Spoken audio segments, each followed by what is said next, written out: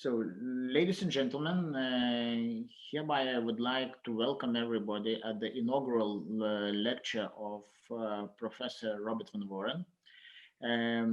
Inaugural lectures at the university started after university, as all Lithuanian educational system started not to require from the full professors habilitation or habilitational procedures. In order to get diploma of professor of the university, everybody needs to have inaugural lecture, which is actually a lecture demonstrating maturity, excellence, and being recognized not only by community but also academic community, but also by international academia as a full-fledged professor and a member of the brotherhood, we can say. So hereby, I'm happy to give the floor to Professor Robert van Voren with his presentation. Thank you very much. Good afternoon, everybody. I hope that you're watching this public lecture, which is part of the procedure to apply for tenure at Vytautas Magnus University as a full-time professor. So we had some technical difficulties with the introduction, and that's why I started myself. The date of my public lecture is not chosen by coincidence. Today, 100 years ago, Andrei Dmitrievich Sakharov was born. It was a weird time. You have to imagine, 1921, the civil war in what was the Russian Imperium, now the Soviet Union, was coming to an end. Millions of people perished, either because of hunger or because they had been killed as enemies of the people. The Soviets, who were now in full control of the country, understood that they had to soften restrictions, and so the new economic policy was unleashed, allowing small private enterprises to develop. And in a way it was quite similar to Deng Xiaoping's Kaifang in China, which in turn was very similar to Gorbachev's glasnost and perestroika in the Soviet Union.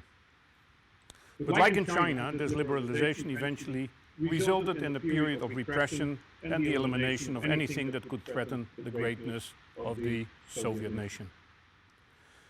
So the environment in which Sakharov grew up and developed is one that is maybe now hard to understand. Revolutionary zeal, killing without a seeming reason, but also an explosion of art and culture, which in turn all fell victim in the same revolutionary destruction, but eventually propelled him into becoming one of the great personalities of the 20th century.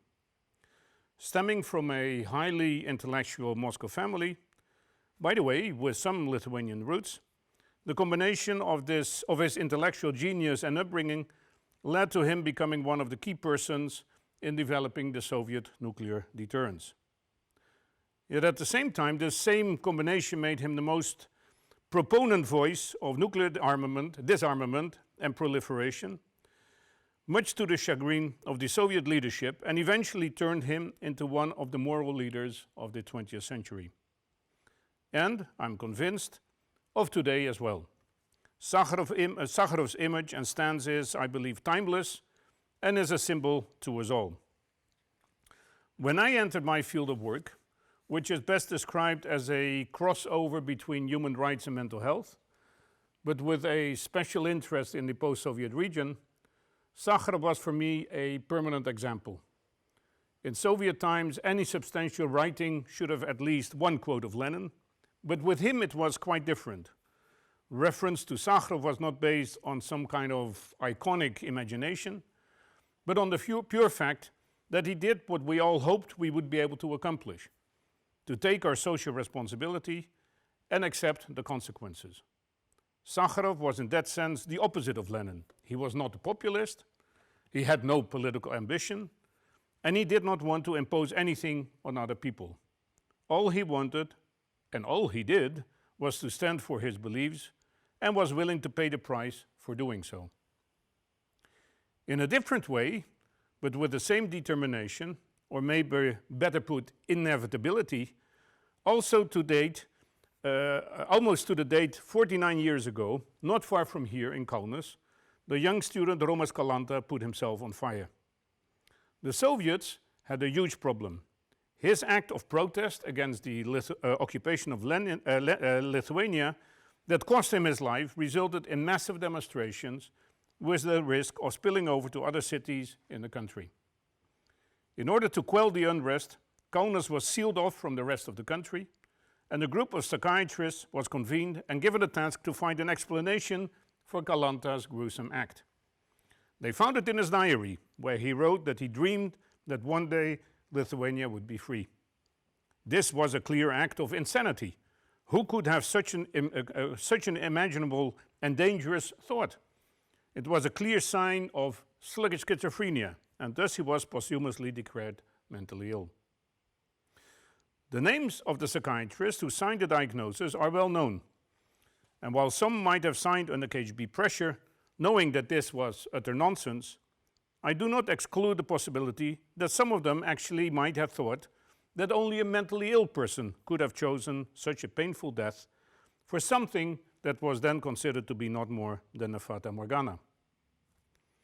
I became involved in Soviet psychiatry 44 years ago, when at a rather young age I became interested in the plight of political prisoners in the Soviet Union and decided to concentrate on those who were sent to psychiatric hospital because of their political views or belief in God. I had no understanding of psychiatry, knew very little of life in the Soviet Union, and my only knowledge was based on books by Alexander Solzhenitsyn and materials published by Amnesty International. It was the former political prisoner Vladimir Bukowski who fundamentally changed the course of my life by becoming my mentor and setting me on the course of where I am today.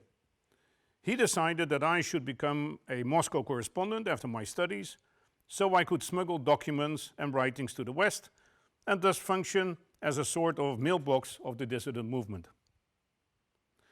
The campaign to eradicate the dissident movement, started by KGB Chairman Yuri Andropov in 1979 in preparation of the 1980 Moscow Olympics. This messed up completely my plans, and in early 1980 I decided not to wait and booked my first trip to the Soviet Union to meet dissidents and offer my help. Loaded with vitamins, medicine, warm clothes, thermal underwear, as well as ballpoints and lighters that could be used to bribe prison guards, I traveled in the early spring of 1980 twice to Leningrad and Moscow, where I met dissidents and families of political prisoners. Most of the people I met were arrested soon after, including the Estonian dissident Mart Niklus, who had come to Moscow to deliver a letter to the Presidium of the Supreme Soviet in which he demanded the annulment of the Molotov-Ribbentrop Pact. We met twice, before and after delivering the letter, and on the way back to Tartu he was arrested and subsequently sentenced to 15 years. 10 years of camp, 5 years of exile. I was in shock, and I decided that I could not develop a normal career as long as he was behind bars. He was released only under Gorbachev in 1988, and by that time I was already so much engaged that a normal career was for me almost unimaginable. Of course, looking back, I was frightfully romantic and had very little understanding of what I got myself into. I didn't realize it then, at least consciously, but now I understand that the strong trigger was the story of my uncle, who joined the Dutch resistance at the age of 23, right at the beginning of the war. He very much loved his hometown, Rotterdam, which was then very beautiful and quite similar to Amsterdam, but was bombed away by the German Luftwaffe on May 14, 1940, in order to force the country to surrender. He was so angry that he decided to join the resistance, of course also not knowing what he got himself into. The resistance during the first 2 years was very amateurish and made lots of mistakes, which resulted in many arrests. The Germans responded ruthlessly, torturing the prisoners and subsequently putting them up against the wall. And gradually the resistance started to understand that this was not some sort of game, but a struggle for life or death. My uncle was almost arrested in 1942, changed his identity twice, but was eventually arrested in October 1943 and sent to the notorious prison in Scheveningen that now houses prisoners like the Serb war criminals Mladic and Karadzic. He was to be executed, but his father managed to buy his life with 22 bottles of whiskey, and instead he was sent to the camps. His odyssey through 7 camps ended in a camp in the Harz Mountains near the Czech border, where he managed to escape. However, he was too emaciated and too ill, and at the age of 28, he passed away 2 weeks after he saw American troops passing by. My whole youth was tainted by war, and war was on the agenda basically every day. My father read endless amounts of books about the war and then passed them on to me. And so when he started reading the 3 volumes of Alexander Solzhenitsyn's Gulag Archipelago in 1974, he also passed them on to me, and that triggered my interest in Soviet dissidents and political prisoners. I'm sure my uncle must have been scared time and again when falsifying documents, helping British pilots to get to Portugal from where they returned to England, or when finding refuge for Jewish children in order to keep them out of the hands of the Nazis. But he did this because he felt he had to do it, because it was the only right thing to do. His father was very frightened, but his mother quite fearless, and when she was arrested by the SS and taken hostage, she made the SS officer carry her suitcase to the prison van. I'm sure she was instrumental in him making his choice that determined the course of his far too short life, just like my mother did with me, pumping me from the very early age Christian values into my head. When in the 1980s I asked whether I should try to make my uncle a righteous among nations and get a tree in his name at Yad Vashem, she said, no way. He did what he is supposed to do. No need to honor that. So when I started my work as a career to the dissident movement in the Soviet Union, I did actually exactly what my mother had taught me, even though I was terribly scared. I will never forget the fear during flights to Leningrad and Moscow, sitting on a plane, knowing that I had to smuggle large quantities of humanitarian aid into the country, then collect documents and samizdat during my stay there, and then see how I could smuggle it all out on the way back. The relief of arriving back in Amsterdam was tempered by all the worries about my newfound friends in Moscow, many of whom eventually disappeared in the Gulag, and by the knowledge that 3 months later I would be back on the plane again for the next round as a career. My image of the dissidents then was one of heroes, fearless people who went against an omnipowerful state, who risked everything because of their ideals and beliefs. Indeed, they seemed to have a special mindset, the one that Soviet psychiatry considered to be a mental illness, a form of sluggish schizophrenia. But gradually I also started to see their weak sides, their sometimes impossible characters that would have made them dissident in any society. But I also got to see their fears and anxieties and realized that they were in many ways not so different, just felt that what they had to do, they did, irrespective of the consequences. In 1988, I met in Moscow a dissident who eventually became one of my best friends, the Ukrainian psychiatrist Semyon Gluzman. He was for me a hero, his image engraved in my head, his biography recorded in my memory in all minuscule detail. Gluzman had, at the age of 24, been what you now call an early career psychiatrist, but decided that the famous Moscow dissident, General Pyotr Grigorenko, had been incarcerated in a special psychiatric hospital for purely political reasons and was in fact of a sound mind. He wrote a report, Diagnosis in Absentia, which soon wound up on the desk of the KGB in Moscow. Quickly the author was identified and Gluzman was picked up and sentenced to 7 years camp and 3 years in exile. Basically, his whole youth was taken away, and the 10 years of imprisonment changed his life fundamentally.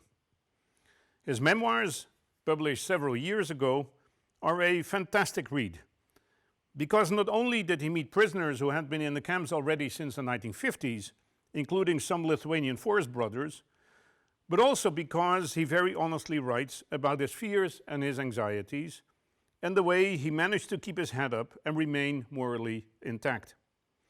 The 10 years in camp were the best in his life, he wrote, because he was totally free and in the company of the brightest and most honest and moral members of the intelligentsia.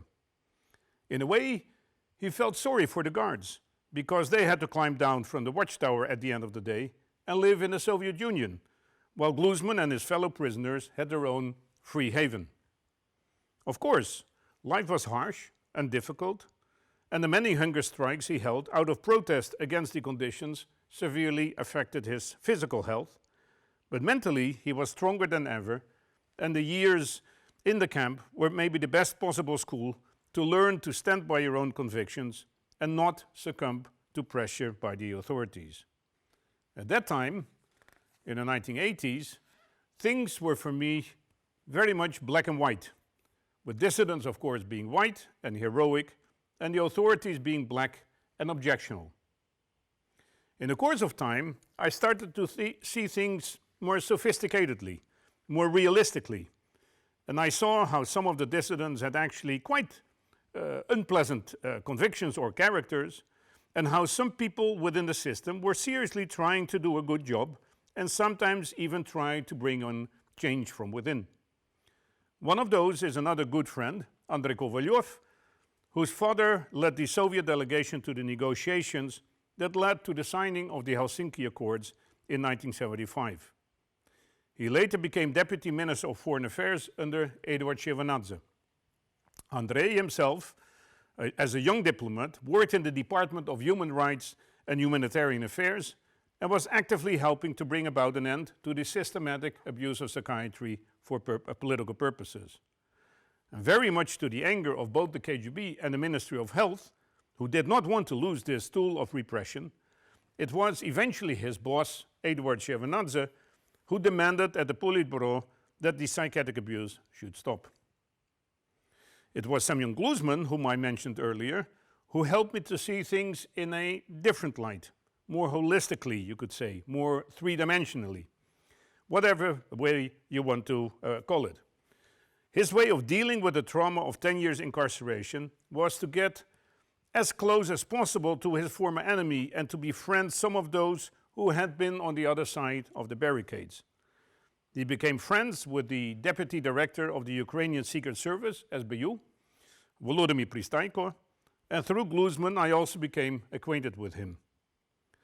Pristenko came from a poor peasant family, grew up without a father, and the chance of entering the KGB school was for him the opportunity of a lifetime. He had a legal education, but also was an amateur historian, and having unlimited access to the KGB files, of course, in Kiev, he started publishing articles and documents on the annihilation of the Ukrainian intelligentsia in the 1930s and the Holodomor of 1932-1933 that killed at least 7 million Ukrainian peasants. Pristenko was a nice and intelligent man who tried to do his best to give Ukraine back part of its hidden brutal history, without touching the history of the times, of course, when he was an active KGB officer himself. He always maintained that he had nothing to do with dissident cases, but one time when he tried to clear his conscience a bit by alleging that he had something to do with them, Gluzman immediately stopped him and told him that he didn't want to know, because then they could no longer be friends. There is a beautiful documentary made in the mid-1990s by the Dutch-Russian documentary maker, a double interview with Gluzman and Pristenko. Aljona van der Horst is her name. So in one scene, Gluzman comes to the headquarters of the SBU, the first time since his arrest in 1971, and he goes to Pristenko's cabinet. On the table is a carton box that contains his personal KGB file. "It's yours," Pristenko says, and invites Gluzman to take it. But the latter doesn't want, for the simple reason that he doesn't want to know who gave evidence against him. It is too painful and with unforeseen destructive consequences. Better not to know and accept that some people were not strong enough to withstand the pressure of the KGB. Coming back to the political abuse of psychiatry in the Soviet Union, of course, in the 1980s, I was convinced that all psychiatrists who had been or were involved were little versions of Mengele or the Nazi doctors who performed experiments on prisoners in concentration camps. When I had my first meeting with the board of the newly founded Ukrainian Psychiatric Association that Gluzman had set up in the beginning of 1991, I was convinced that I was confronted with representatives of Soviet abuse of psychiatry who probably themselves had been engaged in locking up dissidents. They, on their part, were probably convinced that I was a CIA agent, and it took quite a while before we started to trust each other and eventually developed friendly relationships. One of the psychiatrists in Kiev volunteered to run the complaints office of the Ukrainian Psychiatric Association, as it turned out because she had been involved in the case of the Ukrainian dissident Oksana Meshko, who Soviet authorities tried to have declared mentally ill. And so this was her way of paying back to society for what she felt that she had done wrong. Her office processed in the course of time more than 20,000 complaints, and this archive is now in the holdings of the Andrei Sakharov Research Center here at Vytautas Magnus University.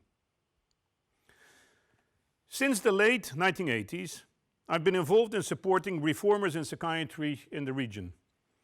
We started out with a very small group, so Semyon Gluzman, then the Moscow-based lawyer Svetlana Polubinskaya, and Professor Yuri Nuller in St. Petersburg, the son of a high-ranking Soviet diplomat who in 1938 was recalled from his post in Paris and was shot in the cellars of the KGB headquarters in Leningrad. Nuller himself was arrested after the war, accused of having been recruited by the French Secret Service at the age of 3, and survived eventually 9 years in Kolyma. Gradually, this group became larger and larger, involving more and more countries, and by the mid-1990s, the organization I was then in charge of, the Global Initiative on Psychiatry, ran a network of over 1,000 reformers in 23 countries in the region. During the many meetings we organized, we became friends, and of course, we also discussed the Soviet times. And what I started to realize was that many sincerely believed that dissidents were mentally ill, for several reasons. First of all, they had no contact with world psychiatry and were trained according to the dogmas of the Moscow School of Psychiatry and had no reason to doubt the validity of these dogmas. But also because they could not imagine how a person could go against such a powerful state as the Soviet Union with a party that had established absolute control through a reign of terror. How could one be of a sound mind and accept that one could lose a job and maybe one's family, or that your children would be kicked out of the university? Surely, in that case, you had lost all sense of reality and overvalued one's own importance. One of the psychiatrists we worked with had been director of a psychiatric hospital in Ukraine, but also the local party organizer. And when the first documents were sent from the first party congress after Mikhail Gorbachev had been elected general secretary of the Communist Party, she was in utter shock. Because to her, these papers clearly showed that he had mental illness and was suffering from what Soviet psychiatry called sluggish schizophrenia. Sluggish schizophrenia was the diagnosis that most dissidents were given. It was a very serious illness that neither the person himself nor his surroundings could correctly understand, but which required immediate hospitalization. And symptoms were struggle for the truth, perseverance, reform ideas, exactly those symptoms that Gorbachev rather quickly started to show. Her views of him only changed after Ukraine became independent and gradually contact was established with world psychiatry. Then it became clear to what extent Soviet psychiatry had separated itself from psychiatry that was practiced in the rest of the world. In preparation of my teaching here in Kaunas, I wrote a dissertation on the issue of Soviet political abuse of psychiatry and how this had affected the World Psychiatric Association, the main body representing psychiatrists from across the globe. During the period 1984-1989, the vice president of the association had been from East Germany, and as I found out during my research, actually had been an informal agent of the East German Stasi, the Secret Service. We had met once while he was in office in 1988 during a conference in Washington, but at that meeting, this meeting lasted only about 20 seconds, and he later explained to me that he had been frightened and was out of the way as quickly as possible because he was afraid that if there would be a photo taken of the two of us, he might lose his possibility to travel. Now we started to meet on a regular basis, usually in hotel rooms, so he could speak freely, and step by step we developed a trustful relationship that eventually developed into a friendship. Jochen Neumann was a very humble and intelligent person who had joined the communist youth organization FDJ as an adolescent because he was seeking a safe home. His father had been a petty fascist and spent several years in the Bautzen prison and came back as a completely broken man. Jochen considered himself to be a communist, but was in fact more a kind of 19th century bourgeois, as he put it himself. And his communism was still that of a romantic kid who sought safety somewhere. He worked for the Stasi because he felt he needed to defend his country against the capitalist West. Yet in his reporting he became so anti-Soviet and so pro-American that the East German leadership even discussed whether he should still be allowed to go abroad because he seemed totally untrustworthy. In fact, from the very first moment he refused to spy on people because he felt that this was a dirty work, and for 2.5 years he himself was under Stasi surveillance. However, among his close friends were some high-ranking officials, all Stasi agents themselves, who protected him, and thus he was able to meander through this minefield. He turned out to be a very ethical man, and in some ways, I think even more ethical than many of the Western psychiatrists that I had met and with whom I campaigned against the political abuse of psychiatry in the Soviet Union. I found proof of his story in the Stasi archives in Berlin, which I was allowed to read, but he was not because he had been a Stasi agent. So during lunch breaks, we would sit in a restaurant and I would tell him what I found in his personal file. The collapse of the DDR in 1989 had left Jochen a completely broken man. He lost his family, he lost his profession, and eventually emigrated to Saudi Arabia to work as a psychiatrist for one of the sheikhs. His diary has one predominant theme: suicide. His life had lost all meaning, and every entry in the diary is focused on whether he should end it all or not. The worst came when the sheikh, impressed by Jochen's hard-working attitude, praised him and added, You are so efficient. You are like Hitler." Befriending a former adversary and seeing history through his eyes very much helped my deeper understanding that black and white does not exist, and that it is in fact a matter of shades of gray, you could say. As a result, I also revisited my university years in Amsterdam, when one of my professors was actively engaged in changing the narrative of the Second World War. In his public lecture as professor at the University of Amsterdam in 1983, titled "Under the Spell of Right and Wrong," he challenged the notion that except for a small group of collaborators, most of the Dutch had been right or good, and all the Germans had been wrong or bad. The older generation of historians fulminated against this. He challenged all the holy houses and triggered an at times furious debate, but it resulted in revisiting the behavior of the Dutch during the Second World War, which turned out to be far less heroic than it had been presented. The overwhelming majority of the Dutch had actually been very complacent, and collaboration with the occupying Nazis had been much stronger than hitherto exposed. I used the avalanche of literature that had been produced on this in my book Undigested Past, The Holocaust in Lithuania, that was published in 2011, and I compared in this book what happened here in Lithuania with what had happened in the Netherlands. In both cases, the overwhelming majority of the Jewish compatriots were killed during the Holocaust, with the main difference being the fact that here they were killed in the country itself, with active participation of Lithuanian police battalions, while the Dutch put them on a train to the extermination camps and let the others do the killing. But the end result was actually the same. The Dutch police, the the railway company, the civil servants, all took part in this horrific killing spree, and all washed their hands in innocence afterwards. And still now books are published on a regular basis that expose more and more of this terrible crime. At the same time, we see that the generosity by which the Dutch were showered after the war, almost universally referred to as those who saved the Jews, is almost contrary to the way Lithuanians were and still are referred to. There is a suspicious aura created around the Lithuanians, and often conclusions are drawn that are the direct result of the idea that Lithuanians are still hiding the dark pages of their Holocaust-related past. A nice recent example is a suspicion created around the filmmaker Jonas Miks, who was accused in 2018 by a young American researcher of not having been clear or straightforward about the question whether he had been a witness to the killing of 2,500 Jews in Birge in the early days of the war, and subsequently worked for 2 publications that were strongly anti-Semitic.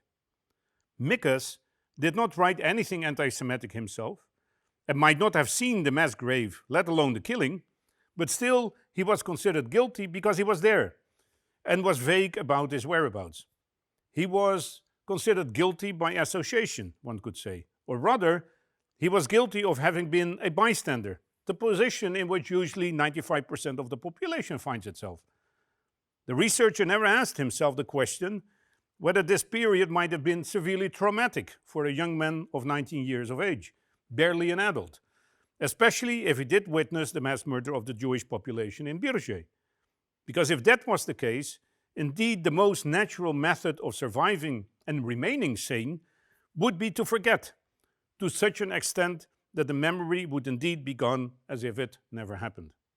Yet the researcher, sitting in his comfortable chair in his research institute, seemed to be determined to find Miks guilty, even when there was nothing to prove. The German historian and politician Wolfgang Thierse once wrote about it in the DDR, in which he lived and he worked. There are real perpetrators and real victims, guilty ones and innocent ones. And then in between there are many others, we who live there, busy getting by, more or less decent, more or less clever, more or less cowardly or brave.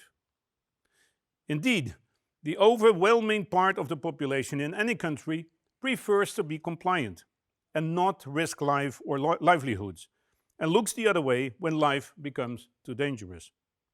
The decision not to look the other way takes courage, yet fear is not a reason not to stop looking the other way. Just like Semyon Gluzman, who decided to stay truthful to the ethics of his profession and speak up when he saw that his psychiatry was abused, even though fear and anxiety ran through his veins. In the same way, Andrei Sakharov decided to follow his conscience and speak up at the moment he saw that the hydrogen bomb he had helped to create was a horribly powerful weapon, and he became one of the most influential campaigners for non-proliferation and arm reduction. They did what they thought was necessary to do, irrespective of the consequences. And so did the Dutch diplomat Jan Zwartendijk, who as an honorary consul of the Netherlands in Kaunas, handed out visas to Jews to help them escape a certain death. He too didn't consider himself to be a hero. He just did what he thought was the only right thing to do. And until a decade or so ago, his story was basically unknown to the outside world. He did what the Holocaust survivor Elie Wiesel once said, "Always take sides. Neutrality helps the oppressor, never the victim.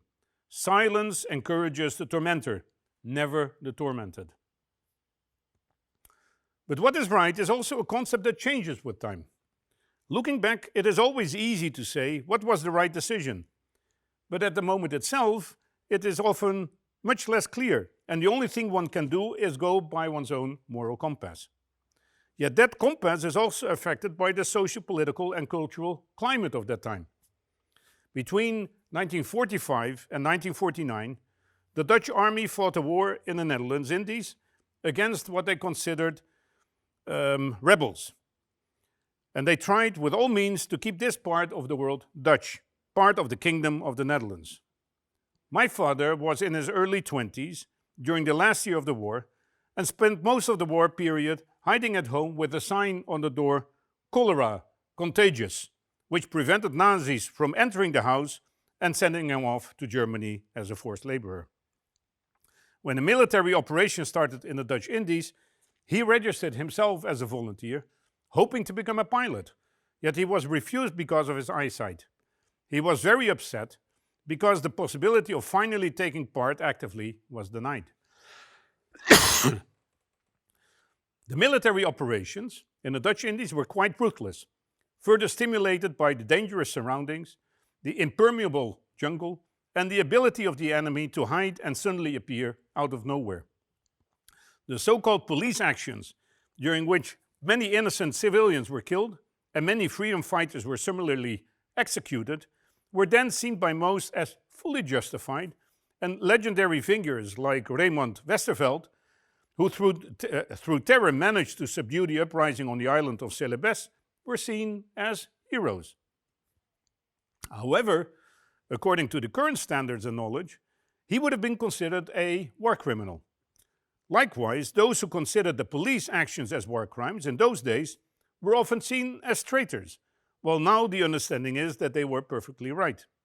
The Dutch psychologist Joop Huytink, who as a military draftee witnessed summary executions during his time in the Dutch Indies, tried to have his story published in the 1950s, but no publication wanted to print it. When in 1968 he described the war crimes in his dissertation, he received countless threats. Attempts to establish a parliamentary commission to investigate the claims proved to be unsuccessful. Lithuania has its own disputed case, which time and again results in bitter discussions and political fights and still hasn't been resolved.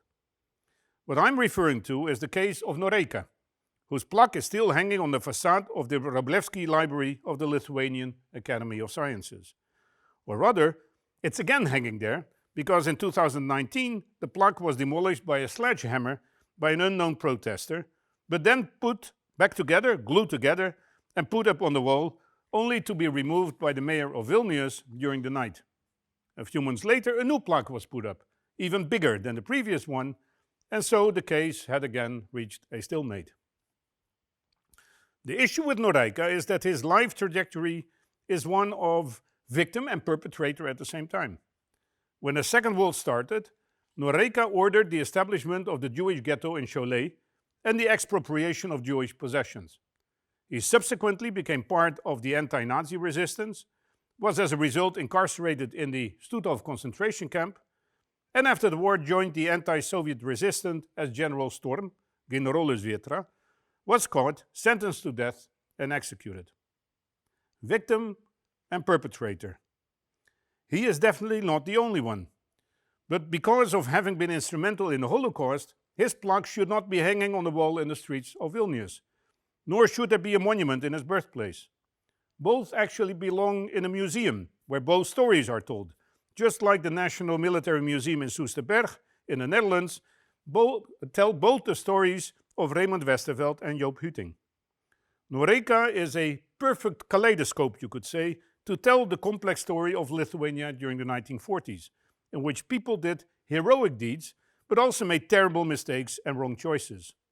These stories should be told, and a nation that wants to look truthful to the past and confident to the future should digest these issues rather than try to sweep them under the carpet. In my view, Major Simagius made one mistake by removing the plaque at night, hoping to prevent a controversy. The controversy should not have been prevented. It should be carefully channeled, and the removal should have taken place in broad daylight, just like last year the body of Spanish dictator Francisco Franco was removed from his mausoleum in broad daylight and reburied in a family grave. These issues of moral conflict, shades of gray, and how people are able to commit mass murder or participate in torture have kept me busy for the past 2 decades, and I continue to explore in the future hope that finding answers is a possibility to these questions. As Alexander Solzhenitsyn once wrote, the line that separates good and evil does not go through classes or groups, but right through every human heart. The line is movable. It fluctuates over the years. A bridgehead of good will remain even in a heart occupied by evil. And likewise, even in the most merciful heart, there will always be an impregnable hiding place for evil. A perfect example of this is the case of Eugene de Kock, a South African police colonel, who was so notorious as a torturer and assassin that he was named Prime Evil by the South African press. De Kock was involved in the guerrilla warfare against the anti-apartheid groups like ANC and SWAPO. He fought in what was then Rhodesia, which is now Zimbabwe, as well as in Namibia and Angola, and eventually became head of the counterinsurgency unit of the South African police that kidnapped, tortured, and murdered numerous anti-apartheid activists from the 1980s to the early 1990s. He was also the head of the main torture center at Vlakplaas and personally responsible for the torture and death of at least 100 anti-apartheid activists. Following South Africa's transition to democracy in 1994, de Kock disclosed the full scope of his unit's crimes while testifying before the Truth and Reconciliation Committee. His testimony forced others to come forward too, as he decided to go clean and disclose everything that he knew, including who had been his supporters and who had been giving orders, naming even the president as having been responsible. In 1996, he was tried and convicted on 89 charges of murder and sentenced to 212 years in prison. After serving 20 years, he was paroled and continued helping the authorities to recover the remains of a number of his victims. De Kock was not the only person who showed remorse and altered his position fundamentally, but his case stands out because of the enormity of the crimes he committed, the pleasure that he seemed to have in making his victims suffer, and then this almost irreconcilable combination of pure evil with the manners of a gentleman, a soft voice, and a belief in Christian values. He's an example of what the British historian Christopher Browning called ordinary man, the title of his book on one of the SS Einsatzgruppen that participated in the Holocaust, or the banality of evil that Hannah Arendt wrote about Eichmann while she watched this innocuous man in his glass cage during the trial in Jerusalem. Eichmann seemed just a pencil pusher, an image that he himself catered as much as possible. But what Arendt actually did not know, and the court did, was that Eichmann had been interviewed by the Dutch SS officer Willem van Sassen during his time in Argentina, and that the interview showed him being a rabid anti-Semite who was only sorry that he killed only 6 million Jews and not all 10 million Jews on the European continent. The court, however, could not use the interviews because they only had a transcript and therefore could not prove that these were his exact words. Indeed, every person has a dark side. The question is, however, by what it is triggered and what makes it become so overbearing and violent. The British psychologist Simon Baron Cohen wrote a fantastic book on the subject in which he argued which genetic and which social factors play a role in becoming evil. In his book titled The Signs of Evil, Baron Cohen explains that there is no scientific value in the term evil, but that there is a scientific value in using the term empathy erosion. The key claim in his book is that, and he writes, that when people commit acts of cruelty, a specific circuit in the brain, the empathy circuit, goes down. This might be temporarily, for example, when we are stressed, or in a more enduring way. And for some people, this empathy circuit never developed in the first place, for reasons of environmental neglect and or for genetic reasons. He then continues by asserting the functionality of the empathy circuit, how that determines how much empathy a person has, from 0 degrees at the low and to 6 degrees at the high end. Most people are somewhere in the middle, but some people have 0 degrees or of empathy, or even 0 negative, which may be caused by medical psychiatric conditions, such as a personality disorder, like psychopaths or people with borderline personality disorder. We usually tend to think that those who commit mass murder are not only bad, but also mad. But the truth is actually quite opposite.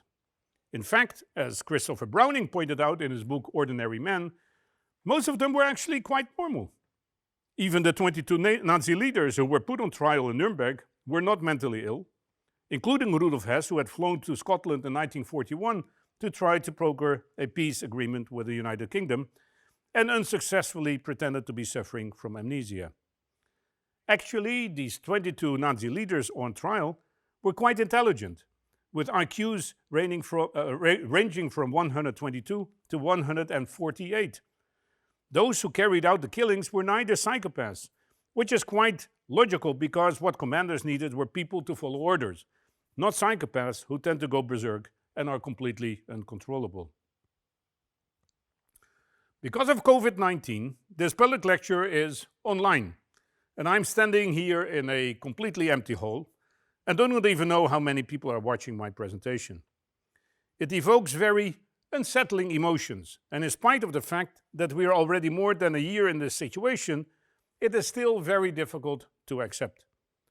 COVID-19 is a massive, life-changing event that has shaken the foundations of our societies, has resulted in heightened levels of stress, anxiety, depression, has challenged our authorities, and also shown that in times of deep crisis, presumed solidarity and unity is very fragile, actually, and severely challenged. Within an amazingly short period of time, countries closed their borders and blocked foreigners from crossing their borders. The pandemic also highlighted the omnipresent tension between personal freedom and social responsibility. This tension between the two is an eternal one and should, in fact, eternally be debated. Because it's not only your freedom to choose to become infected or not, but it's also your social responsibility not to infect others. Likewise, it's your personal freedom to look the other way when people are unjustly arrested, deported, or killed. But it is, in my view, your social responsibility to speak out, even if this means endangering your own livelihood. But again, I know this is easily said. When I was a courier to the dissident movement in the Soviet Union, I had no children, and in particular, my mother supported what I did. If I had children, I might not have done the same. Or at least I would have been probably more careful and stopped traveling when all the indicators were that I had a very good chance of being arrested and used for a show trial.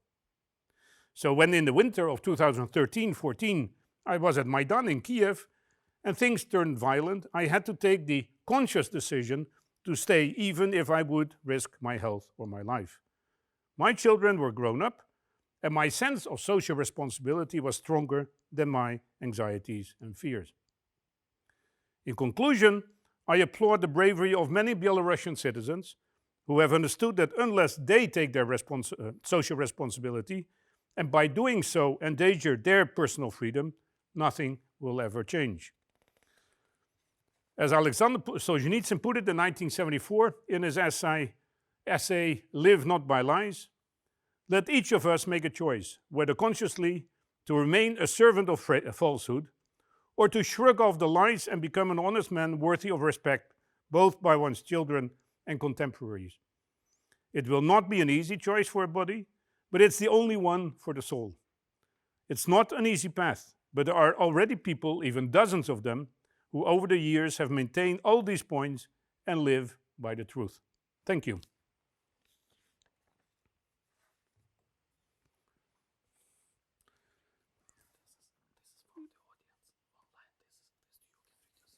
So there are a number of questions that were put online and several that were coming from students of mine.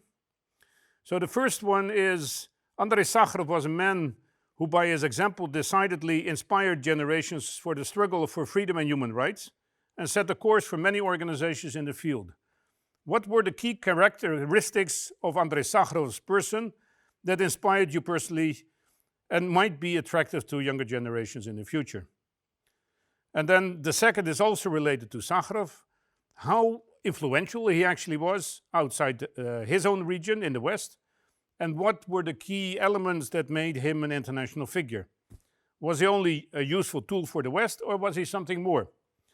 And whether it is all possible to reach this level of moral leadership in the contemporary context at all. I think what is key to the person of Andrei Sakharov is that he remained himself.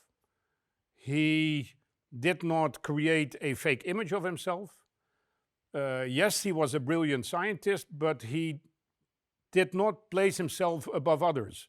He was an ordinary person with an enormous intellect, but also with a very strong moral compass. And even being, a member of the high nomenklatura in the Soviet Union, a member of the Academy of Science at the age of 32, direct contact to the political leadership, for him this was not a reason to remain silent and not to do what he did. And there is this one very well-known situation when he is in the Congress of People's Deputies, where he was a member, where he actually says that, I was banished to Gorky for 7 years because I spoke out against the war in Afghanistan, a criminal war, as he repeatedly says. And he sees it as a medal, a badge of honor that he was sent to Gorky for speaking out. I think the saddest thing with Andrei Dmitrich is the fact that he died too early. At the time when he died, he was internationally very well known. He was seen at exactly the same level as Nelson Mandela.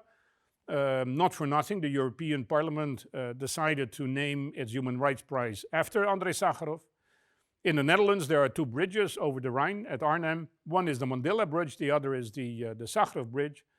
And so Mandela had a chance of becoming free and becoming the first black president of South Africa and inspiring this change in society. Sakharov died too early. If he would have lived longer, he might have played a similar role as Václav Havel in Czechoslovakia, later in the Czech Republic. And so the sad thing is that because of all the turmoil of the late 80s and the beginning of the 90s, Sakharov kind of faded away into, out of public space. And I think this is one of the main issues that we are trying to do at the Andrei Sakharov Center in Kaunas, that is to bring him back in the public domain and to show him as an example of a person who followed his moral compass instead of looking at his benefits and his luxury position.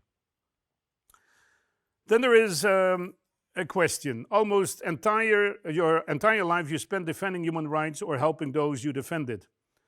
How would you argue the need to continue this fight in the contemporary context, in our materialistic culture and surplus of information? How to explain the importance of human rights to regular people in the pandemic world, when most of the people are more preoccupied with personal issues rather than, human rights? Well, I don't think that in my time it was different.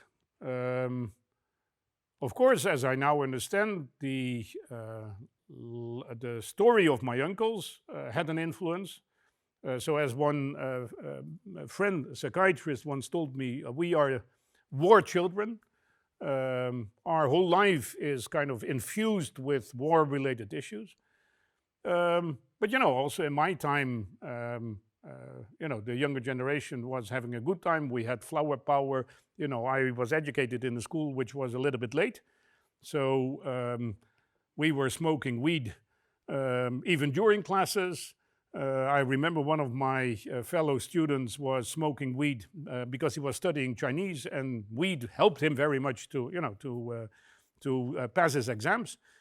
But that doesn't mean that you do not have a choice, that you do not have a responsibility. And the thing is that, like here in Lithuania, yes, we have a democratic society. The Soviet past is not yet completely gone. Definitely not, but we have a free democratic society. But if you want to keep it free, you need to do something. It's not like sitting back in your chair and thinking that, it will all go by itself. Unless we keep fighting, we cannot keep what we have right now. Then there is a question. You talked about different types of empathy, sometimes witnessing these differences firsthand, like different mental health strategies. Could you elaborate what nations differ in this regard? What are the key things that help to develop these futures? You mentioned cases of reputation washing in different narratives, but probably it goes deeper than that. Having studied various contexts, what would you say could help improve the level of empathy in society? I think in a democratic, parliamentary, parliamentary democracy and a state based on the rule of law, empathy comes easier because the consequences are not the same than if you grow up in a dictatorial environment or a repressive environment. But at the same time, the need, the urgency of checking your personal moral compass and making decisions is not as strong as in a dictatorial country. And the harshness of a regime is maybe a stimulus that helps people to speak out. It is also a stimulus for culture and for art, actually. You know, like in the Soviet Union, you had some fantastic bards singing songs that were basically channeling all the thoughts that the population had but didn't dare to speak out because of the consequences. So you had people like Bulut Okudjava, like Vladimir Vysotsky, like Yuli Kim, and you can wonder whether they would have reached this level of importance and being well known if they had grown up in a democratic society. What people tend to forget is that a person like Vladimir Vysotsky, who died at a very young age, had his funeral just before the Olympic Games in Moscow, and in spite of all the attempts of the Soviet authorities to kind of whisk him away, some 40,000 people came out to bury Vladimir Vysotsky, which in Soviet times was completely unheard of. So, you know, I think there are factors that stimulate empathy, but these factors also actually exist in your environment, and I think upbringing is a very important issue in this.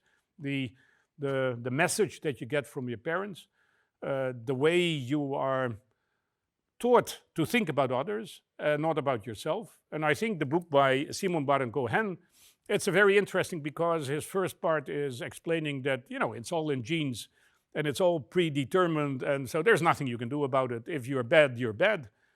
And by the time you think that, you know, now you go too far because it's not that easy, then he starts climbing down again and starting to explain that there are many social factors that determine whether this genetic predisposition is triggered or not. Then there is a question. In your speech, you mentioned that the writings of Alexander Solzhenitsyn had a profound impact on captivating you and shaping your understanding of the plight of political prisoners in the Soviet Union. But it was your personal relationship with the late Vladimir Bukowski that played the definite role in your decision to become fully involved in the dissident movement. One of the intended objectives of the Sakharov Research Center in Kaunas is to help revive the spirit of Andrei Sakharov and use his moral standing as a guiding example. A guiding example and a call for action for all of us to take our social responsibility seriously, much like Mr. Bukowski did in your youth. In your opinion, can people be inspired in this way by a figure whose words and struggles may seem far removed from the contemporary realities? Yes, I think we all need examples in our life. For some of us, it is members of the family. For others, it's outsiders. I think, meeting Bukowski was for me a life changer, fundamental life changer, because, he was older than me, about 15 years, I think, maybe 20. But he was, his whole youth had been spent in camps and prisons and psychiatric hospitals, so he was, in a way, very much of my own age, right, as far as his way of behavior. I remember, it's one of the funny stories with him. So the first time I met him and stayed with him as a guest was when he was living in London at 60 Chalk Farm Road. And he was living in a building where on the ground floor was a Greek restaurant. And this Greek restaurant, closed at midnight, but then would continue in the cellar for, the favorite guests.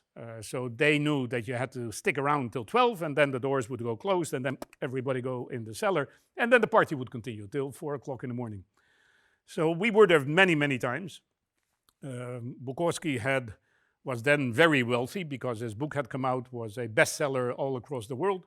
So the first thing he did was buy a house for his mother, who had also emigrated, and then his own house. And so he had a lot of money to spend. And so one of the habits in this Greek restaurant was to throw the plates against the wall. Right? It's a Greek habit which the colonel's regime in Greece tried to, kind of stop, but never managed. And so Bukowski was ordering one starter plate after the other. Prosciutto Milone was his favorite, and would then put the Milone and the prosciutto aside and throw it through the restaurant against the wall. And he was on and on into this, and for him it was, the biggest pleasure. He was, after 12 years of camp and prison, this was one of the things that really made him feel free. And I think for me that was very important that we had this connection, that it almost like an age-like connection. Although at the same time he was a kind of godfather for me, pushing me in the direction in which I am right now.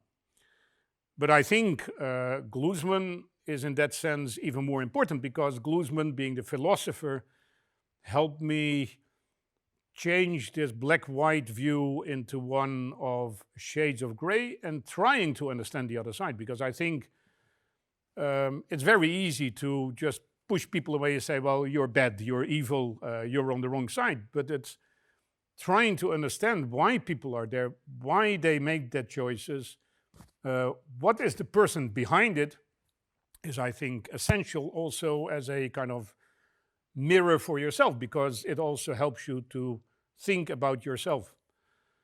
And so Sakharov, I remember for us, we never talked about Sakharov. We always talked about Andrei Dmitrich. When you talk about Andrei Dmitrich, we all knew whom you were talking about. And for us, he was, I think, the best example of a person for whom his morality and his being able to look to himself in the mirror was much more important than anything else.